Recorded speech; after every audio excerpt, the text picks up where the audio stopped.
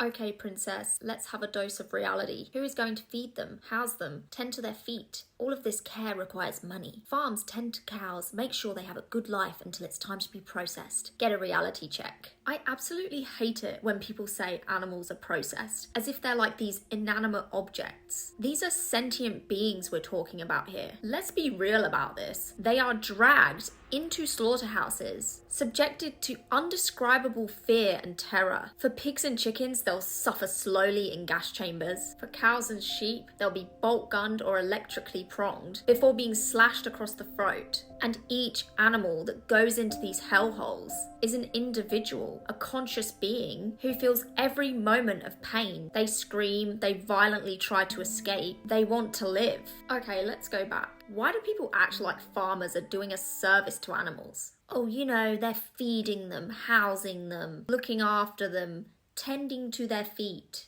Because they want to make money from them. Animals are money bags to these farmers. 1.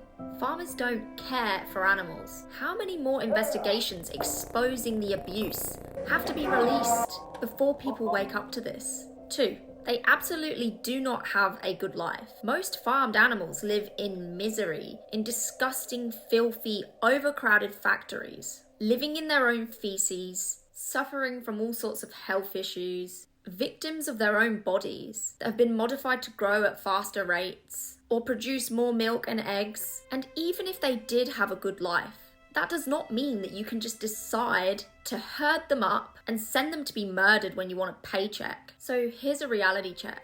Farmers and the meat, dairy and egg industries should not be mass breeding these conscious beings by the billions to be slaves for humans' selfish desire to eat flesh and milk and eggs. Let's not grow food off of the backs of sentient beings and instead eat plants. Simple.